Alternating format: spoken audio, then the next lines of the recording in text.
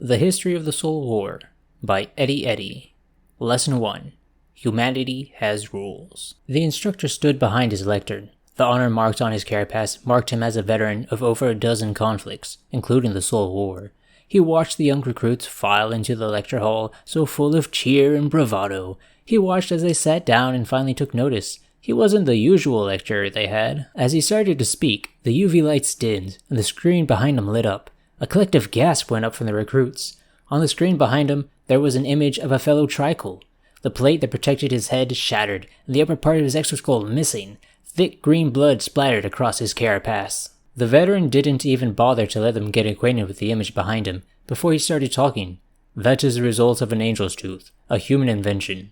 He paused to let the class recover some of their stomachs. This picture was taken towards the end of the Soul War, when we had agreed terms of engagement with the humans. The Federation made the mistake of invading the Sol system. They considered humanity a non-threat. The class almost giggled. Such a suggestion now was as if to say a black hole was a safe place to have lunch. Humanity had just discovered FTL flight, and as such were deemed capable of interstellar war by the Council. Thus, a valid target for invasion. However, to explain why this is not how humans wage war, we must first look at the human's own history. He clicked at the lectern, and the image behind him changed, a grainy, sepia image.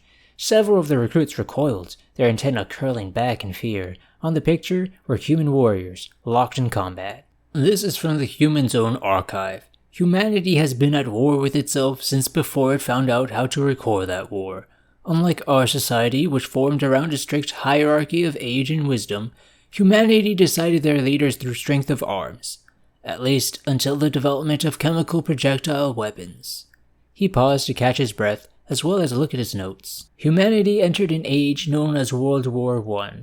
To suggest that a species would wage a war upon itself to such a scale that it encompassed the entire planet is unthinkable.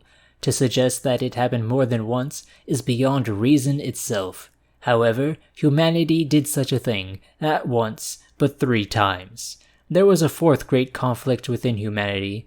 This, however, encompassed 2 planets, so humans do not consider it a world war, despite involving more than one world. He shook his head, disapproving of such complex naming conventions. Human naming had only gotten worse with the centuries since they had entered the galactic stage. One of his honorific marks was for a human-named battle, the so-called battle where all the chips were down. Bringing himself out of his reverie, he continued his lecture. Some of the recruits were looking bored. They'd come here to learn about the Soul War, not another species' history. Humans committed such atrocities in the first of these world wars that they created an agreement that they would never use specific weapons again and how they would treat those they captured. Humans abided by this. Their solution was to simply create weapons not prohibited by the agreement. Poison gas, flamethrowers, and other such weapons. The class shuddered. The idea that any species would develop weapons so horrific they needed to be outlawed, and then simply make different ones when those were forbidden, was alien to their minds. The humans called these rules of engagement. Each time a new weapon was developed that was too horrific to be used, it was added to the so-called convention. The agreement was, so long as no one used these weapons, no one else would. He finally clicked onto the next image. This one was a collage of lots of smaller images, each depicting a different weapon. The Angel's Teeth, a loiter missile, Agent Blue, phosphex, orbital lance weapons, cookie cutters, knife missiles, and dozens more. Each of these weapons is on that list. This is but a small sample. The most lethal, terrifying, or horrific. And these. He moved a hand to the next image. All of the images had a blue circle over them, all but 2. Are the ones that humanity has used against its foes in the various galactic wars. These 2, he waved a hand at the only 2 unmarked images, are only unused because humanity has never produced them. The mere theory of them was enough to have them placed upon this list. There was a tentative from the seats as one of the recruits raised his hand. The lecturer inclined his antenna, an indication to continue. Why, what do those 2 weapons do? The recruit asked, his pincers clicking with nerves. The old veteran chuckled. The first is a star cracker. When fired at a star, it instigates a chain reaction that results in the star itself going nova. The class looked aghast. Surely no sane species would even dare dream up such a concept. It was a horrific idea. To develop such a weapon that could extinguish a system star? The second, he continued, is a fabric destabilizer. In theory, it is supposed to destabilize the fabric of space-time, in the same way that our FTL drives use them to enter slip space. However, this weapon would do it in a highly uncontrolled manner. The specific effects are unknown. He took a moment to let the idea sink into the class. Humanity developed a weapon that they didn't even understand the effects of. The student who had asked the question had gone green as his blood rushed to the surface in shock. Humanity, as we all know, has the capacity for great kindness. They tend to pack bond with anything, even inanimate objects. The slide changed, this time to an image of one of the universal cleaning robots that were omnipresent in most larger ships. This specific one had a combat knife taped to its side and stabby written on it in a luminous pen, as well as a crude rank insignia marking it as a captain. The picture also included several humans looking very happy at the fact that they modified the cleaning drone. For example, there was a sudden spate all across known space with human crew members pack bonding with cleaning drones and weaponizing them, stating that they had adopted that specific drone. The class actually chuckled, the clicking of their laughter echoing in the large lecture hall. The idea of any creature becoming attached to a drone was absurd to them. However, in the same measure, humanity is possibly the cruelest and most vicious race this galaxy has ever seen, but only when pushed to it. Most humans value kindness and compassion over most other things. These words had no real meaning in Trico society. Honor, truth, and virtue were things, but kindness and compassion? They were reserved for one's brood, not all species, yet humans seemed to show them to anyone they came across. This is why humans have rules of engagement. The instructor paused. The class was confused. Why would such a supposedly kind and compassionate race have the necessity for warfare? It seemed illogical. Yet they all knew humans, tougher than a Vorshun and far more lethal.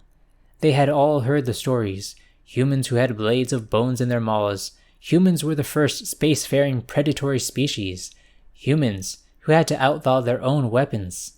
Yet there was undeniable evidence that humans were kind and compassionate. They had watched the human rescue missions on holovids, humans risking life and limb to save, well, anyone.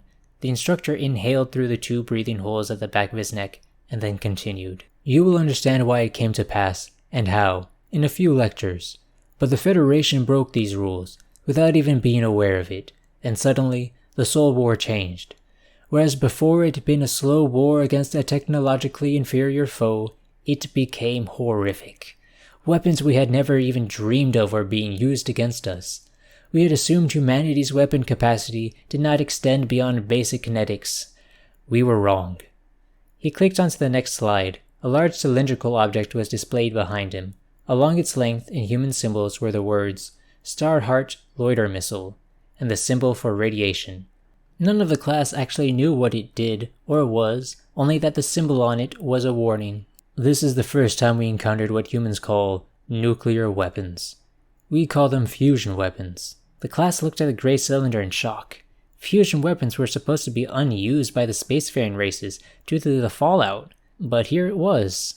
The first of humanity's banned weapons to be shown to the galaxy at large. The specific type is a loiter missile, so called because once activated, it drifts in space with the passive scanners running. It emits no energy, nor any signal. For any scanner or observational device, short of an actual optical scan, it is harmless space debris. However, when a ship that does not have the correct safe passage codes passes within range, he clicked his control device again, and the image zoomed out, showing a Federation cruiser. Suddenly, the loiter missile lit up and opened at full thrust towards the cruiser. The acceleration was immense. The missile itself being mostly pure fuel oxygen mix with only the sensors, a gimbal, and a gyroscope stabilizer alongside the warhead to take up space, accelerates at a terrific speed, the instructor provided. The missile impacted with the side of the cruisers. Shields flashed, and the titanic sphere of the fire and radiation raged against them, blazing against the shields, which eventually lost the battle with a nuclear firestorm, vanishing in a pulse of multi-hued light. A section of the cruiser's side was melted and fused, an engine nacelle torn away and lost to space. The image stopped. These missiles did not care if you were a military or civilian ship. At first, humanity deployed them like a barricade, trying to dissuade us from entering their system, but then they began jumping to our systems and deploying them within. Any shipping lane, any stellar route, any Lagrangian point, there are still dozens out there, cold, silent, and waiting. This is what humanity is like when provoked. This is the reason they have their rules. He looked at the class. The mixture of fear and horror, fascination and curiosity shown on their antennae and postures was just about right. The next lecture will be on the evasion of Earth and why every human beyond maturation and some approaching it should be considered capable of lethal combat. Class dismissed.